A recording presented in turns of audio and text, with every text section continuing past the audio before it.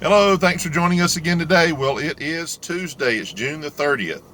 So here we are at the halfway point of the year, and it has been it's been a trying year, but I believe we were made for these times, and we're going to try to help us with these devotions during these times. So hopefully your day's going well, and I hope you have a good rest of the week. Of course, you got the 4th of July coming up on Saturday, and certainly hot weather. I know here it's about the hottest it's been, but that's expected. It is the end of June, going on July. So, things are going as expected in some degrees, and in some degrees they're not.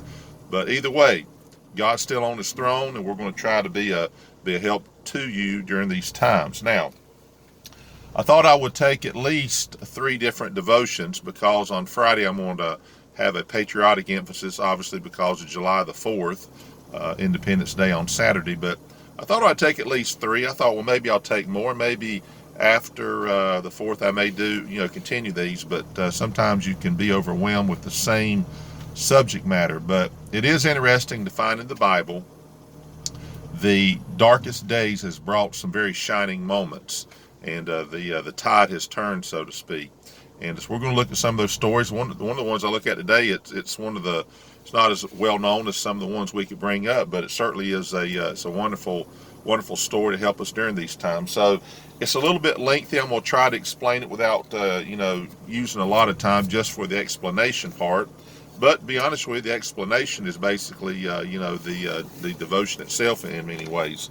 So we're going to be in 2 Kings chapter 6, and our main portion is chapter 7. But just kind of to set up the situation here, and I know people that listen to these videos, if you've been in church any length of time, you don't need these, but there are people out there that are not as familiar, and I try to help those folks too. And so bear with me if you say, well, I know the story, and you don't need to go through all the detailed explanation.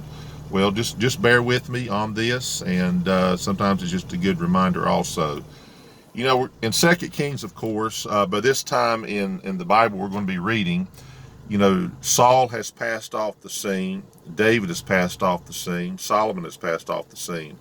The kingdom was handed off to Solomon's son. It was divided in his day. There was a northern kingdom, a southern kingdom, and many things were happening. But in both cases, in both kingdoms, the kingdom was going downhill spiritually, morally, and the kings often manifested that. Sometimes there would be a king that had great character, and he would do some things, but for the most part, there was a gradual downturn with a few upticks and then downturn. So we're going to look at a very desperate time in which the northern kingdom, kind of called Samaria or Israel, located in Samaria. That was kind of their headquarters at the very least. But we're going to look at that kingdom, and we're going to look at a situation here in which times were about as bad as they could be, at least in the sense of what the people were having to go through. So let me read just a little portion here. Elisha the prophet is living during this time, so that helps us understand a lot of things about how there could be some great things happening with a prophet like Elisha. Let me begin here in verse number 24 of 2 Kings chapter 6, and it says, "And it came to pass after this, that Ben-Hadad, king of Syria, gathered all his host, and went up and besieged Samaria." So that's the northern kingdom, also called Israel in the Bible, when you see that once the kingdom was divided. "And there was a great famine in Samaria, and behold, they besieged it, until an ass's head was sold for 80 pieces of silver, and the fourth part of a cab of dove's dung for 5 pieces of silver." Then there's a story that goes on where a lady was requesting help, and 2 ladies were having an argument about who was going to eat their son. And you heard me correctly. If you've been in church any length of time, these were very desperate times, and these people literally were at times eating their children, and trying to rationalize that. So it was a very, very low time for the people there in the area of Samaria, and it was so bad that people were literally taking hard-earned money to buy dung to eat, and eating parts that you would never think about having to eat, but they were eating it just to stay alive. And of course, there's Syria, who has besieged them and pretty much trying to shut them down and starve them out. And that was a common practice of warfare, to basically make the people give up because they would starve to death or else. And then, of course, we're going to get to chapter 7 here, where Elisha makes a prophecy where by the next day, things are going to turn around dramatically. And of course, there was one particular man, I don't want to emphasize that part of the story. He says, "You're crazy. That's just not going to happen." And Elisha says it will. And of course, you're not going to see it because you're not believing, and you're kind of cursing the fact that it's just not going to happen. But here's the interesting part of the story. I want to relate it to what we're going through now. So realize the times were bad. So bad that it's pretty much time to give up, so to speak. No talk of any optimism, anything like that at all. And it says in chapter 7, verse 3, "And there were 4 leprous men at the entering in of the gate." Of course, they had leprosy. "And they said one to another, 'Why sit we here until we die?'" In other words, why are we just sitting here until we die? We could do something, because we can sit here and die, or we can make the attempt. We can make some kind of attempt, and if we fail, we failed, but at least we made the attempt. "If we say we will enter into the city, then the famine is in the city, and we shall die there. And if we sit still here, we die also. Now therefore come and let us fall into the host of the Syrians. If they save us alive, we shall live, and if they kill us, we shall but die." So they said, look, we can just go out there to the enemy and see if we can just kind of surrender to them, and it's much better than sitting here knowing we're going to die.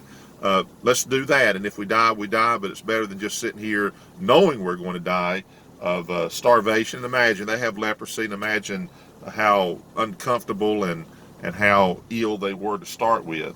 It says, "And they rose up in the twilight to go into the camp of the Syrians, and when they were come to the uttermost part of the camp of Syria, behold, there was no man there." They didn't find anybody. "For the Lord had made the host of the Syrians to hear a noise of chariots and a noise of horses, even the noise of a great host. And they said one to another, 'Lo, the king of Israel hath hired against us the kings of the Hittites, the kings of the Egyptians, to come upon us.' Wherefore they arose and fled in the twilight, and left their tents, and their horses, and their asses, even the camp as it was, and fled for their life. And when these lepers came to the uttermost part of the camp, they went into one tent, and did eat and drink, and carried thence silver and gold and raiment, and went and hid it, and came again and entered into another tent, and carried thence also, and went and hid it." So I'll complete the rest of the story, but the emphasis is definitely on the attitude of these 4 leprous men. They said, "We're going to die where we sit. If we go and surrender ourselves to the Syrians, if they decide just to kill us, so be it, we die. But let's take the chance." God had already told Elisha that things were going to turn around. These leprous men didn't know that. So they got up and they went to surrender themselves to the Syrians. There was no one there. God had made a miracle happen in which the enemy thought that they were about to be destroyed. They took off and left everything they had. They left all the riches. The tents were full of things. These these leprous men found that. They also, of course, there was food available and all of that. And things rapidly turned around on a day's notice. Now, I'm telling you that because I know this situation doesn't align exactly with our situation. There are obviously some things that are a little bit different, but in theory, it's basically the same. And here's just what I want to say. We're living during this COVID-19 situation. There's social unrest in our country. That's not the only thing that tries us as Americans here and as Christians.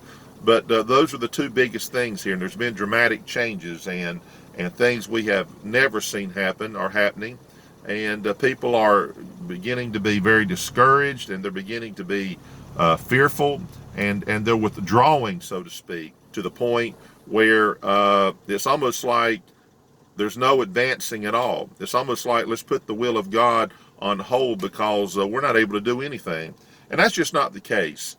I understand reason. I understand wisdom. I don't think wisdom and faith are enemies to each other. Wisdom and faith dwell together in the same spot, where God gives wisdom to do one thing, to do something for God, to do it wisely, to do it properly, to do it effectively.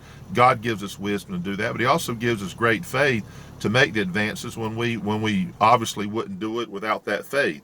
So There's balance, obviously, but I look at the story and I like the attitude of the four leprous men.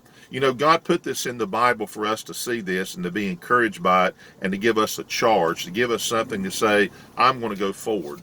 And so we have to have the attitude. The attitude is the will of God has not stopped.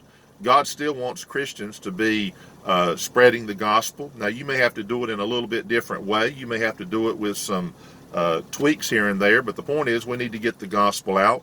Churches, this is no time to say, well, we'll just dwindle down to whatever we do and that'll be it. There's no time for that. We can take advantage of the situation and ask God to help us.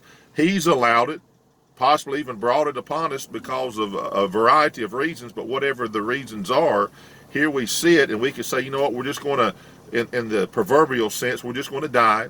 But the four leprous men said, no, we're going to take some kind of chance. And when they took the chance, God had already provided a means that when they got there, it was like Christmas. And initially they said, well, we're not going to tell anybody. But they ended up saying, man, we can't just sit on this stuff. And they went, and it brought great happiness, of course. So the point here is we can go forward. Wisdom, yes. Faith, yes. Let's do it, because God says there's things to do, and you'd be surprised the shining moments that can happen during these days. Instead of saying, well, it's bleak, it's low, it's a time of sadness and despondency and all of that. No, I think we can go forward, and I think that's the attitude, and I think God will bless that attitude. And if God needs us to put on the brakes, then we can say, Lord, help us to know when to put on the brakes. But when it's time to let off the brake and go forward, let's do it. And I honestly believe these are times that we can take advantage of the situation and say, you know what, since there are people who seemingly are having less hope or no hope, that was the case before all this happened. Without Jesus, that is the case. But I think there's some people that definitely will listen and say, look, I need some hope. I need a shining moment. How about somebody getting saved? That'll be the greatest shining moment in their life. How about us churches say, look, we're going to go forward and do the right thing and do what we can. And there's no reason just to sit here and allow nothing to happen, so to speak. So we'll do what we can. And sometimes God gives us the green light to do something we wouldn't even have thought of, and we go forward. And I think that's the attitude. So I know we went a little bit long today, but I think we need to look at these days, and instead of just kind of laying down, I think we need to rise up and say, Lord, where can we go forward? Where are you giving me the charge? And the will of God is still, people need to be saved. Churches still need to be thriving, and God can help us do that. But he needs people that will believe that and have the faith to do it, have wisdom to do it, and it'll work together. So hope you have a wonderful day. Tomorrow, of course, is Wednesday. It'll be July the 1st, the beginning of a brand new half of the year, and we'll try to make the next half better than the first half. So I hope you have a great day. Stay healthy and stay safe. God bless you.